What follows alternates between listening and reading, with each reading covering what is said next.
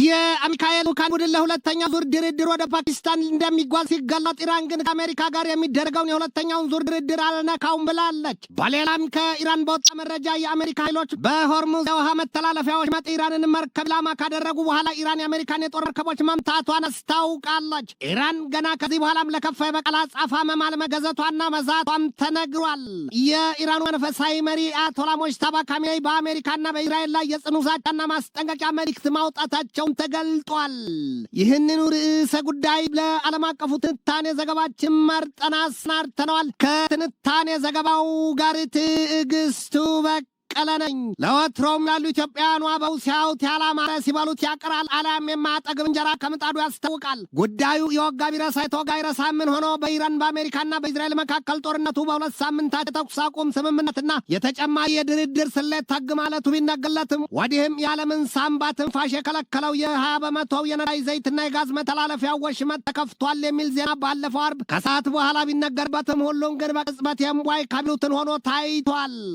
አሜሪካ በዋናነትና በባለቤትና ከኢራን ጋር ተደራዳሪ በሆነችበት የሁለተኛው ዙር የድርድር ሂደት ዝግጅት በዚያ በመጀመሪያው ዙር የ21 ሰዓታት የኢስላማባድ ድርድር አፈነጃጅሮ ያለያያቸውን ነጥቦች ዛሬም ማረም የቻሉና ያወቁበት አልመሰሉም ይሏቸዋል። ኢራን ከናካቴው አሜሪካ የሆርሙዝን ወሽመጥ የዘጋችበትን ሁሉንም ጋሬጣ ታንሳልኝ፣ አለበለዚያ ግን የሁለተኛው ዙር ድርድር ይሉት ነገር አይገባኝም አይገባኝምም የሚል አቋሟን አሳይታለች። የአሜሪካ መሪዎች በበኩላቸው በተለይም የሀገሪቱ ፕሬዚደንት ዶናልድ ትራምፕና ምክትላቸው ጄዲ ቫንስ ይህንን ሲሉ አስጠንቅቀዋል። ወደ ድንጋይ ዘመን መልሳታለሁ መሆኑ ነው። ምክትላቸው ጄዲ ቫንስም ደግሞ ቃል በቃል ይህንን አሉ። that nuclear weapons are available if they are deemed to be needed አስፈላጊ ከሆነም የኒውክሌር ጦር መሳሪያ አለ። በንግግራቸው ውስጥ ጄዲ ቫንስ የልህና የቆራጥ አቋም ውሳኔ ይታይበታል ያሏቸው፣ ነገር ግን ደግሞ አሜሪካ በኢራን ላይ የኒውክሌር ጦር መሳሪያዋን ልትጠቀም ወይስ ለማስፈራራት ጊዜ የሚመልሰው ጥያቄ ሆኖ ነገሩ ግን ዶሮ በጋን ይሉትን ያስታውሷል። ኢራን በበኩሏ ከምንጊዜውም በላይ ጠንካራ የተባለ ማስጠንቀቂያ አውጥታለች። ከተመረጡና በአባታቸው ስፍራ ከተተኩ በኋላ ካስተላለፏቸው መልእክቶቻቸው አንደኛው ተባለለት የኢራኑ መንፈሳዊ መሪ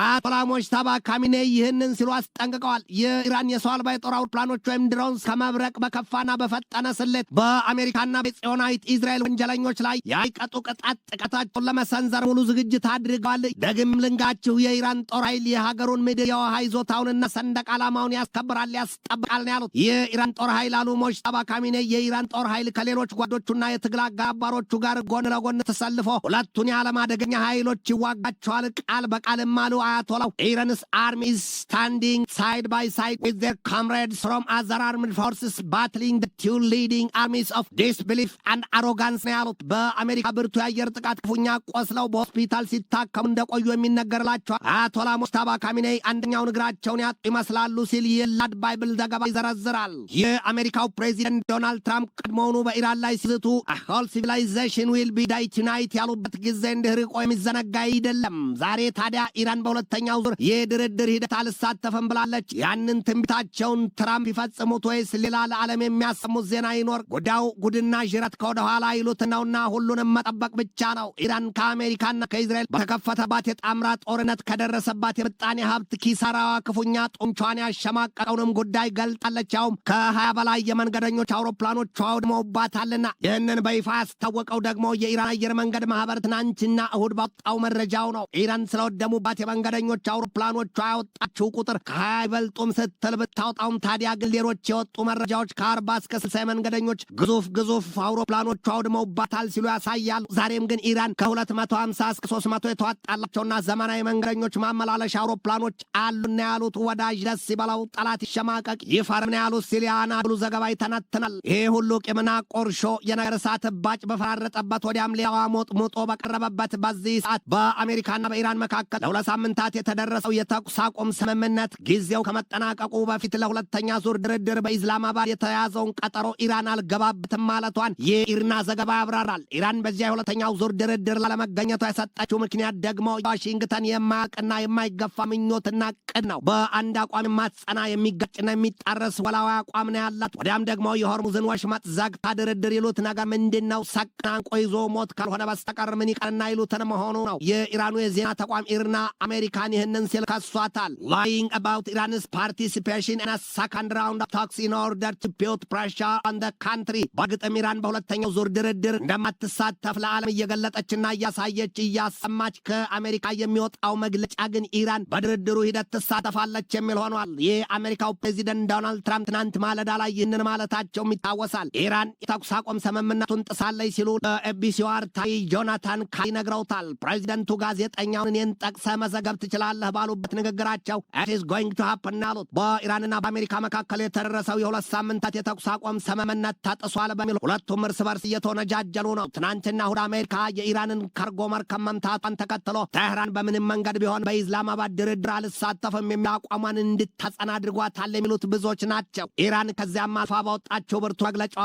ኢራን ፎር ስዊፍት ሪስፖንስ ቱ ዩናይትድ ስቴትስ ኦፍ አሜሪካን አታክ ኦን ካርጎ ሺፕ የአሜሪካው ፕሬዚደንት ዶናልድ ትራምፕ በተኩራራ ስሜት ሲገልጡ የአሜሪካ ጦር ኃይል የኢራኗን መርከብ ከሞተር ክፍሏ ላይ አፈንድቶ ተቆጣጥሯታል ነው ያሉት። በኢራን የጥምር ጦር ኃይሉ ካታም አልአንቢያ ባወጣው መግለጫው ታዲያ አሜሪካ የተኩስ አቁም ስምምነቱን ጥሳለችና ወዮላ ሲል ለበቀል ምላሽ መዛት መፎከሩን በጊዜው አስታውቋል። ኢራን ዛሬ ማለዳ ላይ ባወጣችው መግለጫ ደግሞ በኦማን ባህር በቆሙት የአሜሪካ የጦር መርከቦች ላይ የሰው አልባ የጦር አውሮፕላኖች ጥቃት መፈጸሟን አስታውቃለች። ይሁንና የታስኒም ኒውስ ዘገባ ስለደረሰው ውድመት ያለውና ያወጣው ዝርዝር ነገር የለም። አሁን የተኩስ አቁም ስምምነቱ በተባለው የሁለቱ ሀገራት ፖለቲከኞች አንደበት የሚጣስ አሊያም ተጥሶ ከሆነና ወደ ቀጣይ ጦርነት የሚገባ ከሆነ ደግሞ ያ ጦርነት ለኢራን ጨርሶ አስከፊ ገጽታ እንደሚኖረው የአይ ኒውስ ዘገባ ከወዲሁ ይዘረዝራል፣ ያስጠነቅቃል። የአሜሪካው ፕሬዚደንት ዶናልድ ትራምፕ በበኩላቸው የዲፕሎማሲ መስመር የማይሰላላቸው ከሆነ ሲሉ የወታደራዊ አማራጫቸውን በኢራን ላይ ለመጠቀም መዛት መፎከራቸው ተሰምቷል። ሊገድል የመጣን አባባ ቢሉት አይምር የሚሏል። እውን በፓኪስታን የታቀደው የድርድር ሂደት ተቃንቶ ሶስቱን ሀገራት ያግባባ ያስታርቃቸው ወይስ ይብሱን ያራርቃቸው? ፓኪስታንንስ ከሀብት ሽመር ያስብላት ይሆን? ትንታኔ ዘገባውን ስናዘጋጅ በዋቢነት ላባይብልን፣ ጄሩዛሌም ፖስትን፣ ዎል ስትሪት ጆርናልን፣ ሲጂቲኤንን፣ ኒውስ ኮዝሞስን፣ ኢንዲያ ቱዴይን፣ አፓን፣ ኒውስ ማክስን፣ ፎክስ ኒውስን፣ ታይምስ ኦፍ ኢንዲያ እና ታይምስ ኦፍ ኢዝራኤልን ተጠቅመናል።